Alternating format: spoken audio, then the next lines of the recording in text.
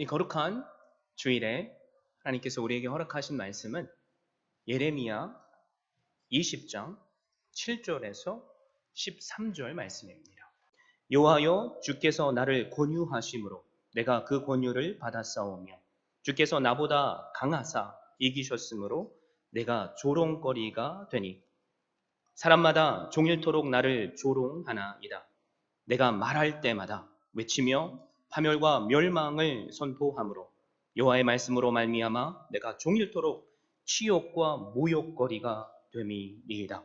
내가 다시는 여호와를 선포하지 아니하며 그의 이름으로 말하지 아니하리라 하면 나의 마음이 불붙는 것 같아서 골수에 사무치니 답답하여 견딜 수 없나이다. 나는 무리의 비방과 사방이 두려워함을 들었나이다. 그들이 이르기를 고소하라, 우리도 고소하리라 하오며 내 친한 벗도 다 내가 실족하기를 기다리며 그가 혹시 유혹을 받게 되면 우리가 그를 이기어 우리 원수를 갚자 하나이다. 그러하오나 여호와는 두려운 용사 같으시며 나와 함께 하심으로 나를 박해하는 자들이 넘어지고 이기지 못할 것이오며 그들은 지혜롭게 행하지 못함으로 큰 치욕을 당하오리니 그 치욕은 길이 잊지 못할 것이니이다. 의인을 시험하사 그 배보와 심정을 보시는 만군의 여호와여, 나의 사정을 주께 아뢰었사온즉 주께서 그들에게 보복하심이 나에게 보게 하옵소서. 여호와께 노래하라, 너희는 여호와를 찬양하라. 가난한 자의 생명을 행악자의 손에서 구원하셨음이니라. 아멘. 저는 이 귀한 주일에 주신 말씀을 힘입어서 나의 마음이 불붙는 것 같아서 라는 제목으로 말씀을 증거하고자 합니다. 혹시 여러분 가운데 누군가가 나에게 시키는 대로만 했는데 큰 문제가 생겼고 그 책임과 비난을 오롯이 내가 다 져야 했고 받아야 했던 경험은 없습니까? 그랬을 경우에 여러분 어떤 느낌이 드셨습니까? 대부분 억울한 마음이 들었을 것입니다. 속에 화가 났었을 수도 있습니다. 그런데 혹시 나는 하나님의 말씀대로만 살았는데 하나님의 축복은 없고 오히려 어려움만 계속 생긴다면 어떻게 하시겠습니까? 주님의 뜻대로 산다고 나는 다짐했고 말씀대로 지금 살고 있음에도 불구하고 문제는 계속해서 생기고 내 삶에는 어려움이 생기며 모든 사람들이 나를 떠난 것 같은 기분이 들 때 그때 우리의 믿음은 흔들리기 쉽고 또 시들어지기 쉽습니다. 말씀대로 살면 내가 형통해야 되는데 모든 일이 잘 풀리고 계획한 대로 이루어져야만 하는데 그것이 내가 믿는 믿음인데 그렇게 되지 않으니까 살아계신 하나님께 우리는 감사하지 못하고 그래서 우리는 좌절하고 포기할 때가 있습니다. 이런 일이 한두 번이 아니라 계속해서 반복되면 우리의 신앙은 차디찬 얼음처럼 식어지고 나중에는 우리의 신앙마저도 포기하게 됩니다. 더 나아가서 내가 믿던 하나님을 이제는 의심하게 되고 진짜 하나님이 살아계신가? 하나님이 살아계신다면 나에게 이럴 수 있는가? 내 속에서 화가 치밀어 올 때도 있습니다. 사랑하는 성도 여러분, 이런 일들은 비단 우리에게만 일어나는 일이 아닙니다. 오늘 우리가 함께 살펴볼 위대한 하나님의 선지자죠. 예레미야에게도 이런 일이 일어났습니다. 선지자는 하나님의 부르심에 나는 하기 싫었지만 순종했고 또 하나님께서 주시는 말씀을 쫓아 백성들에게 선포했을 뿐인데 선지자에게 돌아오는 것은 책망과 비난과 따돌림과 죽음을 위협하는 것뿐이었습니다. 그 이유가 있습니다. 하나님께서 부어주신 말씀을 따라 백성들이 좋아하지 않는 메시지를 선포했기 때문입니다. 당시에 수많은 선지자들이 있었습니다. 그들의 입에는 항상 복을 외쳤고 평안을 외쳤지만 예레미야 이 한 사람만큼은 외롭지만 하나님의 마음을 품고 심판과 예루살렘 멸망을 예언했습니다. 만약에 우리가 그 당시를 사는 백성들이었다면 우리도 그 예레미야를 핍박했지 않겠습니까? 예레미야가 전하는 하나님의 말씀은 심판에 대한 예고와 회개를 촉구하는 말씀이었기 때문에 그렇습니다. 그래서 매를 맞기도 하고 또 억울하게 감옥에 갇혀버립니다. 오늘 우리가 함께 읽은 8절 말씀을 보면 그래서 예레미야는 이렇게 고백하죠. 내가 말할 때마다 외치며 파멸과 멸망을 선포하므로 여호와의 말씀으로 말미암아 내가 종일토록 치욕과 모욕거리가 됨이니이다. 사실 하나님께서 예레미야를 선지자로 부르셨을 때 예레미야는 강력하게 하나님, 제가 아니라 죄를 보내주십시오. 저는 어린아이와 같아서 그것을 감당할 수 없습니다. 라고 고백했습니다. 마치 과거 모세가 하나님 저 말고요. 보낼 만한 자를 보내주십시오. 라고 말했던 것처럼 말입니다. 예레미야 1장 6절에 그래서 그는 이렇게 고백하죠. 내가 이르되 슬프도소이다. 주 여호와여 보소서 나는 아이라 말할 줄을 알지 못하나이다. 여러분 그런데 하나님은 예레미야를 품기를 포기하시지 않았습니다. 그리고 예레미야에게 이런 위로의 말씀을 주십니다. 너는 아이라 말하지 말고 내가 너를 누구에게 보내든지 너는 가며 내가 내게 무엇을 명령하는지 너는 말할지니라. 그리고 그것에 더해서 확실한 약속의 말씀을 주셨습니다. 예레미야 1장 8절 9절 말씀입니다. 너는 그들 때문에 두려워하지 말라. 내가 너와 함께하여 너를 구원하리라. 나 여호와의 말이니라 하시고 여호와께서 그의 손을 내밀어 내 입에 대시며 여호와께서 내게 이르시되 보라 내가 내 말을 내 입에 두었노라. 예레미야 선지자의 하나님으로부터 받은 그 소명, 부르심은 예레미야가 원해서 된 것이 아닙니다. 강권하시는 자기는 그럴 수 없다고 말했지만 하나님께서 그 마음을 감동시켜 주셨기에 순종했던 소명이었습니다. 자, 그렇다면 우리가 방금 나누었던 예레미야 1장 7절 말씀처럼 내가 너와 함께하며 너를 구원하시겠다는 그 말씀이 예레미야 삶 가운데 날마다 일어나야만 합니다. 그러나 상황은 그렇지 않았습니다. 고난의 길만 계속 이어집니다. 하나님의 말씀을 선포했는데 백성들은 단 한 명도 회개하지 않고 자기를 따돌리며 심지어는 죽이려까지 합니다. 그래서 예레미야가 이제는 뭐라고 하나님께 고백하는 줄 아십니까? 하나님께서 저를 속이셔서 제가 이런 고생을 하고 있습니다. 라고 말하고 있습니다. 7절 말씀에 그는 이렇게 고백하죠. 주께서 나를 권유하심으로 내가 그 권유를 받았사오며 이것을 표준 새번역 성경은 이렇게 번역하고 있습니다. 주님께서 나를 속이셨으므로 내가 주님께 속았습니다. 하나님께서 저를 지켜주신다고 하시지 않으셨습니까? 그 약속의 말씀만 믿고 제가 제 사명을 감당했는데 왜 하나님은 약속대로 행해 주시지 않습니까? 저는 하나님께 속았습니다. 하나님의 말씀대로 순종하는데 왜 세상을 통해서 나는 억울한 소리를 들어야 하냐는 거죠.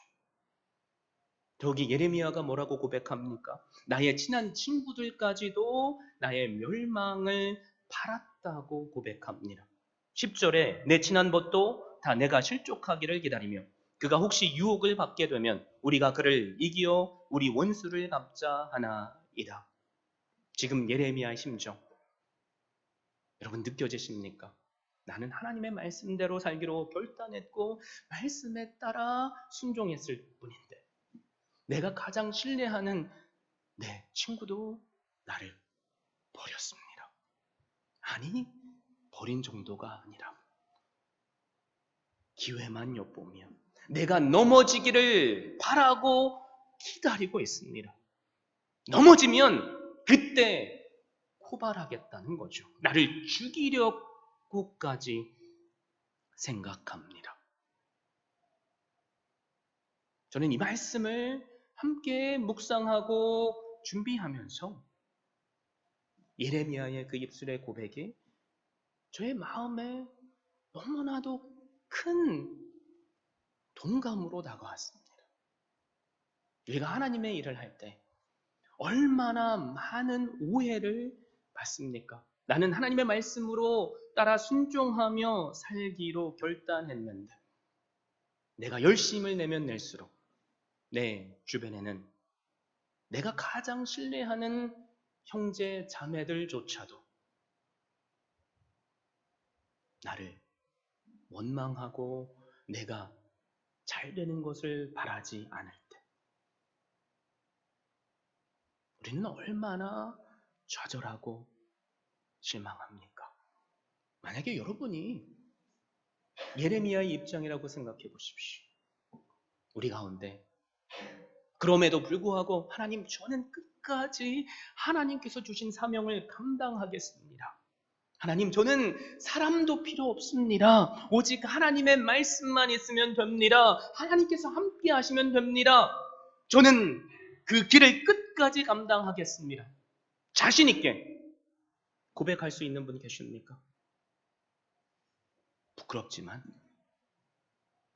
제 자신을 돌아보니까 저는 그렇게 못하겠다는 생각이 들었습니다. 모든 사람이 나를 버리고 혼자라고 느낄 때 그럼에도 불구하고 하나님의 말씀에 순종했는데 순종하면 할수록 나는 좌절의 구렁텅이에 더 떨어진다고 느낄 때 여러분 사실 대부분의 사람들은 하나님을 떠날 것입니다. 나에게 주셨던 사명, 감동, 그래 나를 불러주셨지? 그게 더 이상 상관이 없다는 거죠. 교회를 떠나버릴 수도 있습니다. 여러분 그런데 놀라운 사실은 예레미야는 하나님께 원망과 불평을 했음에도 불구하고 이 예레미야 한 사람만큼은 끝까지 하나님께서 허락하신 그 사명을 감당했다는 것입니다. 저는 그 이유가 너무나도 궁금했습니다. 예레미야의 마음이 저의 마음이 돼서 저도 포기하고 싶은 생각이 들 때였기 때문입니다. 그러면서 오늘 주신 말씀으로 세 가지 예레미야가 끝까지 사명을 감당할 수밖에 없었던 비결을 하나님은 발견하게 해주셨습니다. 함께 우리가 그것을 나누기를 원합니다. 예레미야의 그 끝까지 충성할 수밖에 없었던 비결이 저의 비결이기도 하고 또 우리 모두의 비결이 되었으면 좋겠습니다. 첫 번째, 예레미야의 마음에 말씀의 불이 붙었기 때문입니다. 예레미야도 우리처럼 연약한 사람이었을 뿐입니다. 그래서 9절 말씀처럼 내가 다시는 여호와를 선포하지 아니하며 그의 이름으로 말하지 아니하리라 라고 결단까지 했습니다. 그런데 내가 그렇게 결심하면 할수록 오늘 9절 말씀이 뭐라고 우리에게 말씀하십니까? 나의 마음이 불붙는 것 같아서 골수에 사무치니 답답하여 견딜 수 없나이다. 너무나도 힘들었기에 나는 혼자야 라는 느낌이 들었기에 아니 느낌이 아니라 모든 사람들이 나를 따돌리고 있기에 심지어는 나를 죽이려고 하기에 포기하고 싶었습니다. 포기해야지 맞습니다. 그런데 예레미야가 포기할 수 없었던 결정적인 이유가 있다면 날마다 그 마음속에 뜨거운 은혜의 말씀을 부어주셨기 때문입니다. 표준 세번역 성경에서 구조를 여러분 이렇게 번역했습니다. 이제는 주님을 말하지 않겠다. 다시는 주님의 이름으로 외치지 않겠다 하고 결심하여 보지만 그때마다 주님의 말씀이 나의 심장 속에서 불처럼 타올라 뼛속까지 타들어가니 나는 견디다 못해 그만 항복하고 맙니다. 예레미야는 선지자로 부르심을 받은 이후 40여 년의 그 고난의 긴 여정 가운데에서도 신실하게 그 사명을 감당할 수 있었습니다. 이유는 단 하나입니다. 날마다 새로운 힘과 소망을 주시는 하나님의 말씀의 양식을 그가 받아 먹었기 때문입니다.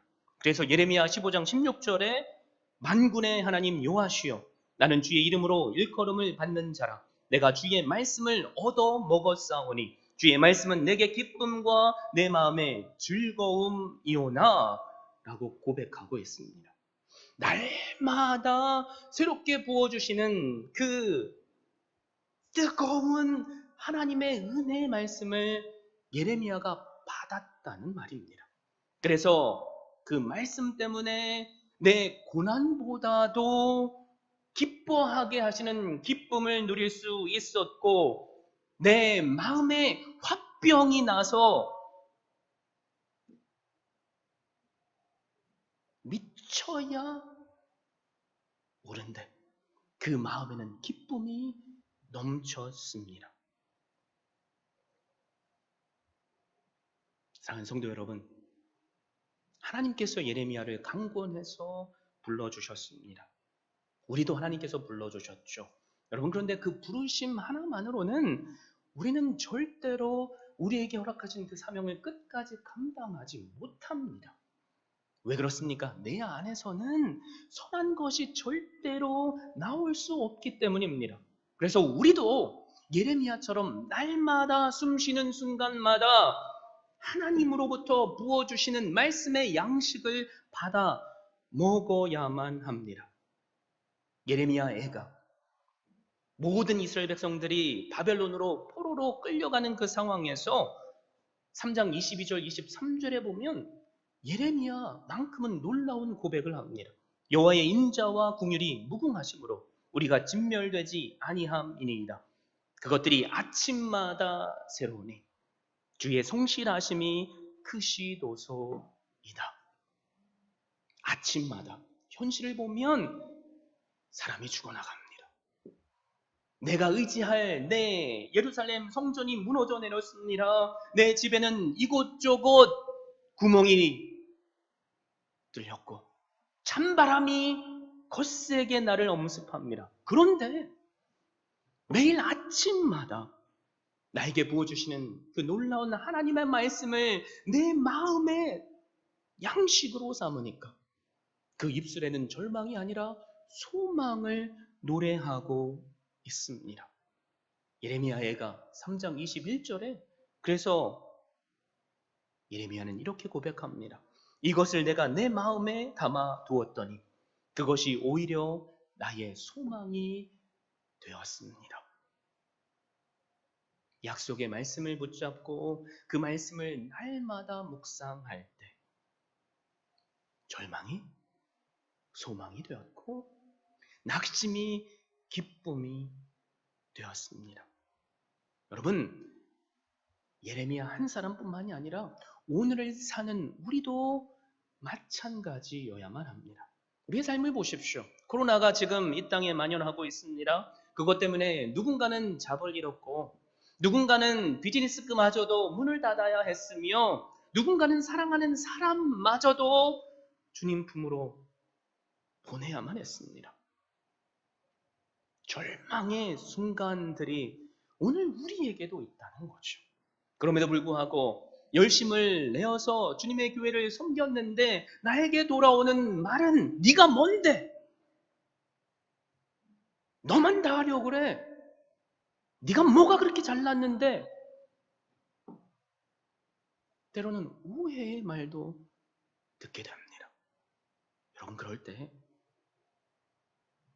우리가 어떻게 해야 하겠습니까? 세상이 나에게 내 마음속에 지금 자그맣게 유지되고 있는 그 불빛을, 그 불을, 찬물을 끼얹어서 꺼버리려고 할 때, 사랑하는 성도 여러분, 말씀의 양식을 날마다 먹으심으로 오직 여호와의 율법을 즐거워하며 그 율법을 주야로 묵상하는 자들이 될 수 있기를 바랍니다.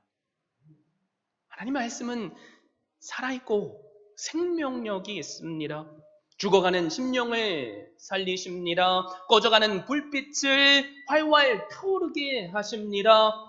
내 심령이 혹시 꺼져가고 있다고 느껴지면, 내 신앙이 혹시 시들어가고 있다고 느껴지신다면 바로 오늘이 기회임을 확신하시고 말씀의 그 은혜의 바다에 내 자신을 온전히 던질 수 있기를 바랍니다. 그 말씀이 오늘 우리로 살게 해 주실 것입니다. 오늘 우리의 마음속에는 어떤 불이 타고 있습니까? 특정 누군가를 미워하는 미움의 불이 타고 있지는 않습니까? 하나님을 향해 원망하는 원망의 불이 타고 있지는 않습니까? 내 마음의 중심의 불이 그런 것들이 아니라 말씀의 놀라운 은혜의 불이 될 수 있기를 바랍니다. 날마다 우리를 새롭게 하시는, 우리를 살게 하시는 말씀의 불이 우리의 삶 가운데 불붙는다면 여러분, 우리도 하나님께서 우리에게 허락하신 사명을 끝까지 감당하게 될 줄로 믿습니다. 이렇게 하나님께서 우리의 마음에 말씀의 불을 지펴주시면 우리는 우리를 뜨겁게 하시는 열정 때문에 소명을 감당할 수 있습니다. 여러분, 그런데 이것이 전부가 아닙니다. 하나님의 말씀의 뜨거운 은혜를 경험한 자들에게는 하나님께서 믿음을 더 굳세게 해주십니다. 그래서 두 번째 비결이 있다면 예레미야는 하나님께서 주시는 믿음으로 소명을 감당할 수 있었습니다. 11절 말씀을 보십시오. 그러하오나 여호와는 두려운 용사 같으시며 나와 함께 하심으로 나를 박해하는 자들이 넘어지고 이기지 못할 것이오며 그들은 지혜롭게 행하지 못함으로 큰 치욕을 당하오리니 그 치욕은 길이 잊지 못할 것이니이다. 하나님의 말씀을 전적으로 신뢰하고 믿는 자에게 주시는 놀라운 승리의 약속의 말씀입니다. 이 시간 내 자신에게 한번 자문해 봤으면 좋겠습니다. 나는 과연 하나님을 믿고 있는가? 여러분께 묻겠습니다. 여러분은 하나님을 믿으십니까? 아멘이십니까? 그 믿음이 어디서 났습니까? 내가 잘나서, 내가 누군가보다도 더 열심을 내서 그렇습니까? 성경은 뭐라고 말씀하죠? 오직 우리의 믿음은 하나님으로부터 우리에게 주어진 은혜요 선물이라고 말합니다. 에베소서 2장 8절 9절에 이렇게 말씀하시죠. 너희는 그 은혜에 의하여 믿음으로 말미암아 구원을 받았으니 이것은 너희에게서 난 것이 아니요 하나님의 선물이라. 행위에서 난 것이 아니니 이는 누구든지 자랑하지 못하게 함이라. 로마서 10장 17절은 또 뭐라고 말씀하죠? 그러므로 믿음은 들음에서 나며 들음은 그리스도의 말씀으로 말미암았느니라. 성경은 일관적으로 믿음은 내 안에서 절대로 생길 수 없다고 말씀합니다. 그래서 우리가 믿음을 선물로 받았다는 확신이 있다면 사실 우리 이전에 누군가가 우리에게 복음을 전해 주었기 때문입니다. 여러 경로를 통해서 하나님의 살아계신 말씀을 우리가 접했고 읽었기 때문입니다. 그래서 우리는 하나님의 말씀을 들음으로 믿음을 선물로 받았습니다. 말씀을 마음에 품었기에 그 말씀이 불같이 역사에서 얼음처럼 차가웠던 우리의 마음을 녹였고 우리로 하여금 끝까지 흔들리지 않는 믿음으로 소명을 감당케 하셨습니다. 우리 안에 이런 귀한 믿음이 있기를 바랍니다. 그래서 믿음이 흔들릴 때, 하나님을 향해 의심이 생길 때, 그럴 때마다 내가 무슨 일을 하는 것에 집중하는 것이 아니라 말씀 앞에 날마다 겸손히 나올 수 있기를 바랍니다.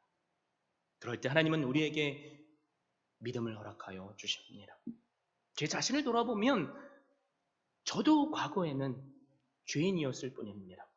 그런데 한 수련회를 통해서 목사님을 통해 증거되는 복음의 그 말씀을 들었습니다. 이전에도 많이 들었을 법한 그 말씀이 성령님의 은혜로 제 안에 불같이 역사해서 내 마음이 뜨거워지는 놀라운 은혜를 경험하게 되었고, 그 은혜 때문에 내가 죄인이구나라는 것을 깨닫게 하셨으며, 하나님께서 원하신다면 저도 저 앞에 계시는 목사님처럼 주님을 위해 살고 싶습니다라고 고백하게 하셨습니다.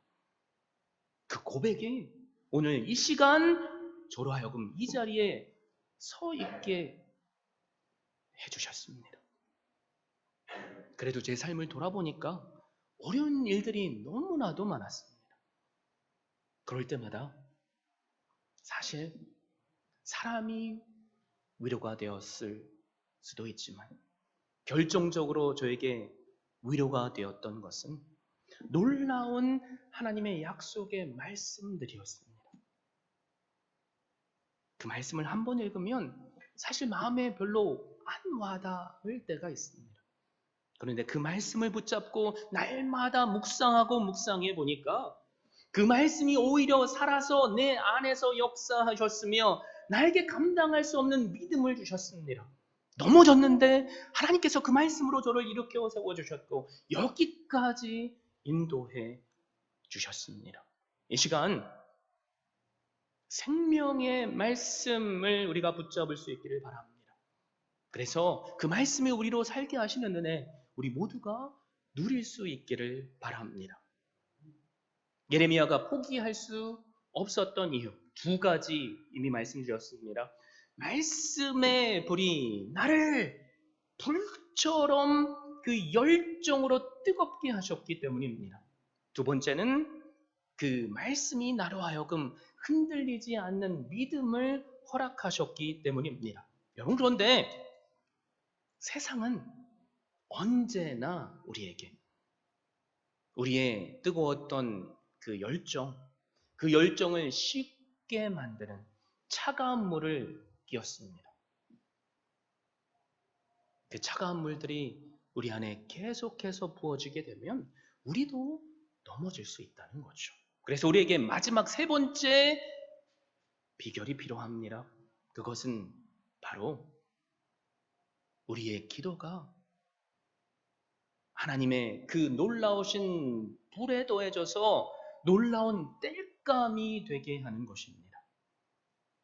외부적으로 하나님의 놀라운 말씀의 은혜의 불이 우리에게 주어진다면 우리는 우리 안에 있는